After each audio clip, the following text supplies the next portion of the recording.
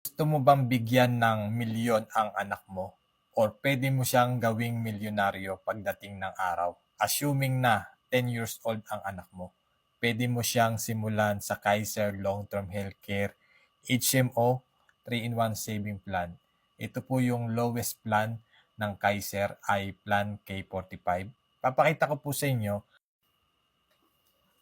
Tinuturo po sa IMG ang Solid Financial Foundation. Ito po dapat yung ma-build natin. So simulan muna natin sa baba ay healthcare. Kaya importante po yan kasi kapag tayo ay nagkasakit, ubos ang savings natin. So mag-focus tayo sa healthcare. Ito po yung financial blueprint po ng isang tao.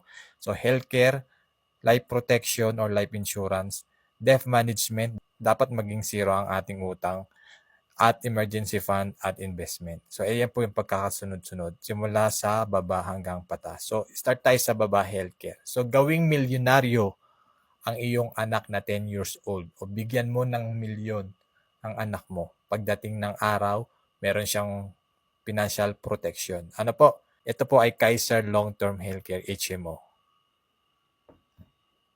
How Kaiser it works?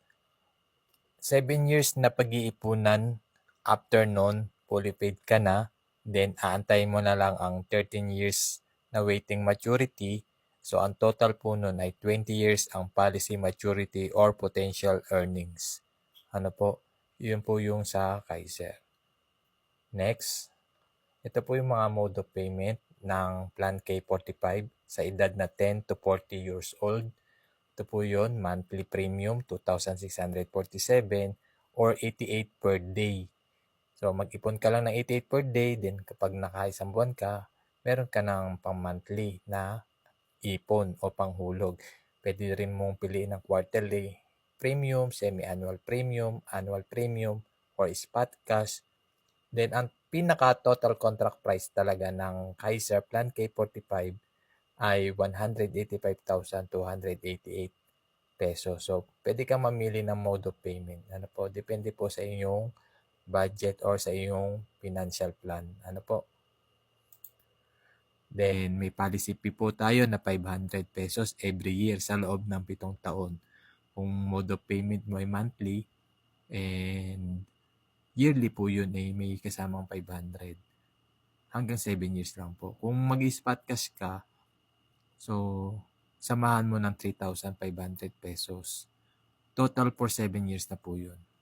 Ang total contract price ulit ng Kaiser Plan K45 ay 185,288 pesos. So, na-compute po yan sa annual premium po yan ng 26,470 times 7 years. So, ito po yung total contract price ng Kaiser Plan K45. So, benefits after 1 year of payment up to 7 years. Kapag nakaisang taon ka nang nag-iipon sa Kaiser, so yung anak mo, sinimulan mo ng 10 years old, pinag-ipunan mo siya, mayroon siyang pre-annual physical examination. Ito po yun, physical examination, chest x-ray, stool examination, routine analysis, complete blood count. Okay? Kapag nakaisang taon na pong nag-iipon sa Kaiser, ano po? Then may pre-dental benefits, may dental check-up, simple tooth extraction, cleaning, recementation of jacket, and minor adjustment of dentures. Then meron din po siyang magagamit na hospitalization benefit na 50,000 annual benefit limit coverage. Ano po? Sa loob po yan ng 7 taon. Kung siya ay nako-confine or na-admit, basta natural na sakit, meron po siyang hospitalization na magagamit na 50,000. Accredited physician fees, operating room, hospital intensive care, room and board of 600 per day. So, kung hindi naman nagamit yung hospitalization benefit, annual benefit limit coverage na 50,000 sa loob ng 7 years, hindi nagkasakit, ano po, ay may long-term care bonus po ang Kaiser na yung total contract price ni Kaiser ay nainipon mo sa loob ng 7 taon, ibabalik yon ng 85%. Ano po? So, ito po yung 85% ng total contract price ng Plan K45, 157,000. So, makukuha pa po yun, kasama yun sa cash value maturity sa 28 year. Ano po, sa maturity date po. Okay, sana po ay naintindihan niyo po. And then, meron din po siyang coverage. Benefits upon initial payment up to 7 years. Kapag ka na-approve yung policy mo, ano ba, nag-apply yung anak mo, in-apply mo ngayon, ng 10 years old, insured na po yun ng ng accidental benefits at term life insurance. Pero, take note po, ang payor ay ang magulang. Ang payor po muna ang insured. Kasi wala pa po sa legal age yung anak nyo. Kapag ka 18 years old na po yung anak nyo, itatransfer na po yung term life insurance. Covered na po na accidental benefits. And kailangan maka-ipon siya ng 2 years. Kailangan mapag-ipunan niya ang 2 years contestability period sa Kaiser. Matapos niya po yun. So, paano to? So, ito po ay term life insurance na halimbawa ay natural death ang ikinamatay na umabot siya ng 3 years na nag-iipon, nalagpasan niya yung 2 years, ay meron makukuha ang pamilya na 202,500. So, may makukuha ang primary beneficiary. Kung sino po yung primary beneficiary? 4 po ang pwedeng ilagay po sa beneficiary. Then, kung accident naman ang ikinamatay, times 2 ng term life insurance. So, kaya may additional accidental benefit. So, ang total po, kung accident ang ikinamatay, ay 405,000 ang makukuha ng primary beneficiary. At matatransfer po yung plan sa primary beneficiary. Then, aantayin na lang po ang maturity value. Ika 20 years, Then, ito po, waiver of installment due to death kapag ang ikinamatay ay aksidente, so matatransfer sa primary beneficiary, then fully paid na po ang kanyang plan, antayin na lang ang maturity value. And may makukuha ang insurance na 405,000. Then waiver of installment on premium due to total and permanent disability. Ito yung na-aksidente pero hindi namatay tapos hindi na talaga capable na magtrabaho, wala nang kakayanan maghulog sa Kaiser. Yung waiver na po yung kanyang plan. Then naantayin na lang po yung maturity. Exclusion upon initial payment up to 7 year. Hindi pa po covered ang pre-existing illness condition, outpatient services or consultation. Dreaded illness, yung malalang sakit. Maternity benefits, hindi pa po covered yan. Sa loob ng 1 to 7th year na ikaw ay nag-iipon, hindi pa po covered yun. Ang covered lang po ay yung kanina na sinabi ko na pre-annual physical examination, dental, ito po, pre-annual physical examination, and then pre-dental benefits, ayan po yung mga magagamit niya sa loob ng 7 taon, and then hospitalization benefit na 50,000. Next, so yan, after 7 years of full of payment, pwede na tayo mag-request ng certificate of full of payment, and then Visa card sa email. Yan, may matatanggap tayong email. Yung Visa card, wala pa pong laman po yan. Sa 20 years pa po on maturity date. Then, yan na. After 7 years, anong benefit sa ika-8 years to 20 years? So, meron pa ring term life insurance kung halimbawa hindi naman na-aksidente o walang nangyari. May term life insurance na 202,500 and merong accidental benefit din na 202,500, covered pa rin. So, ito yung total na insurance, 405,000. may annual benefit limit na magagamit pa rin.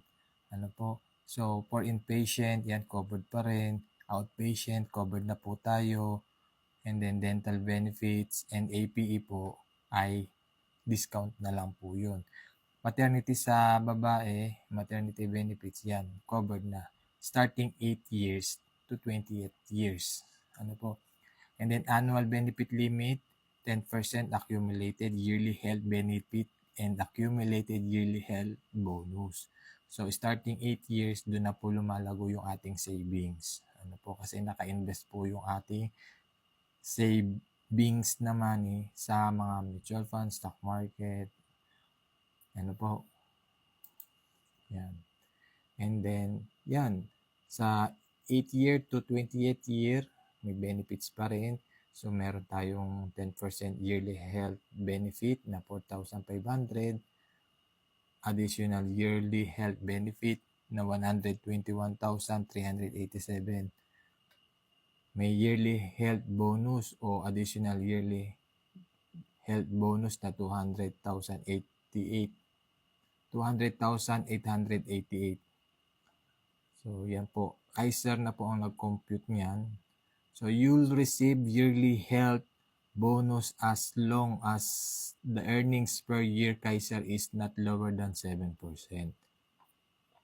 So, ang total po niyan na magiging health benefit projected value ng Plan K45 sa mga edad na 10 to 40 ay 367,276.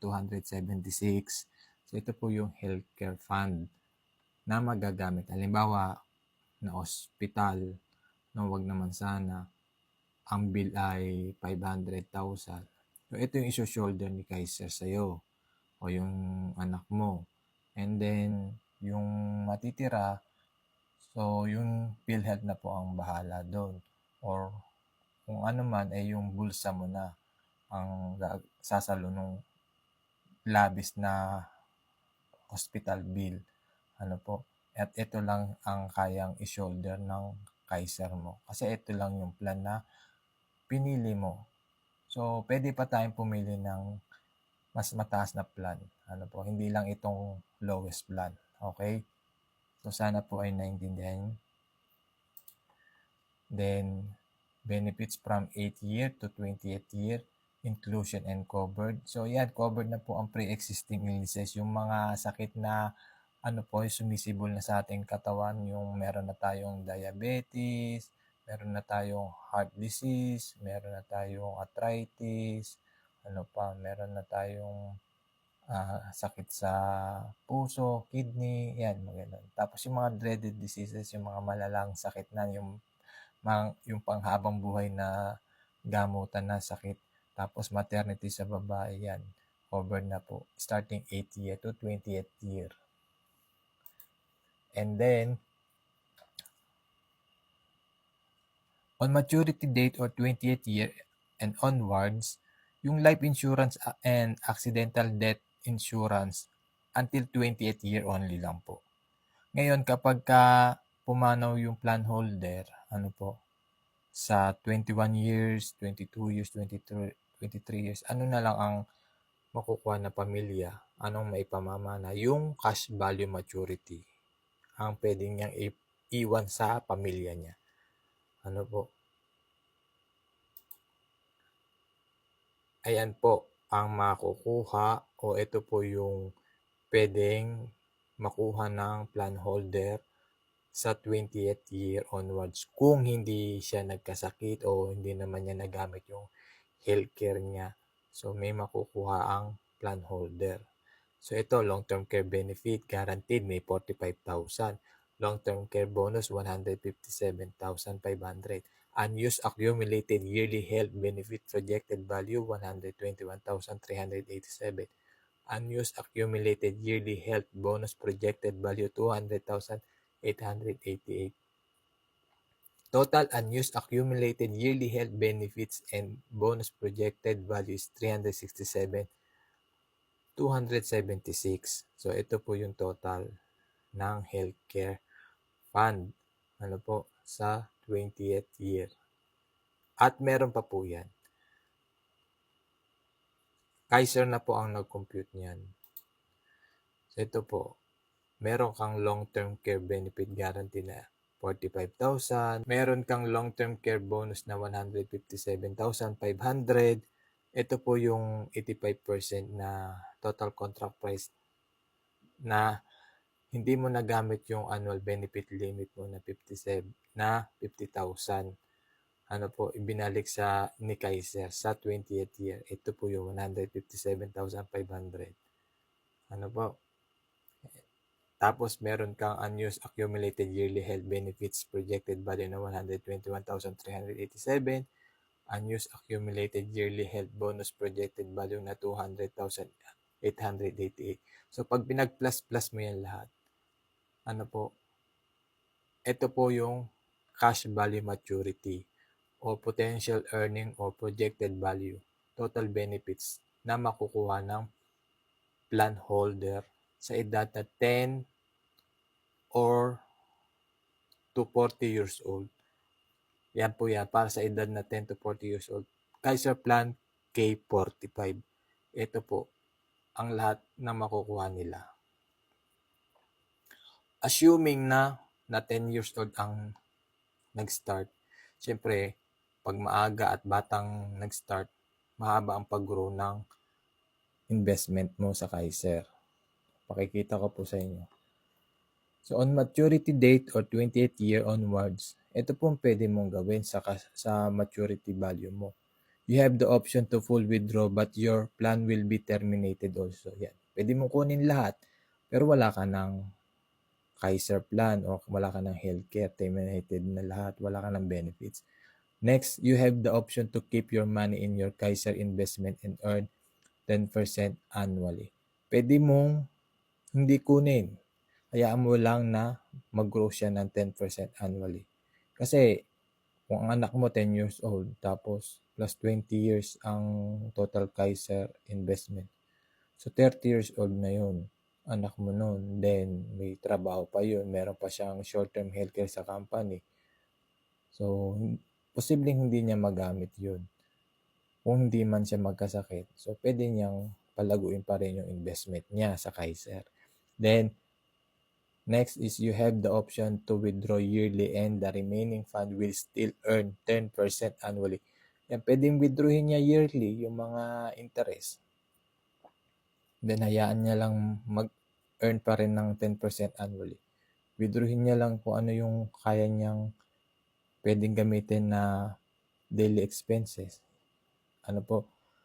And you have the option to withdraw 50% of it and keep the remaining 50% in your Kaiser investment to still earn 10% annually. Yan, pwedeng withdrawin mo yung kalahati and then yung kalahati i-invest pa rin, hayaan pa rin na mag-earn 10% annually. And meron ka pa rin benefits na healthcare fund, ano po.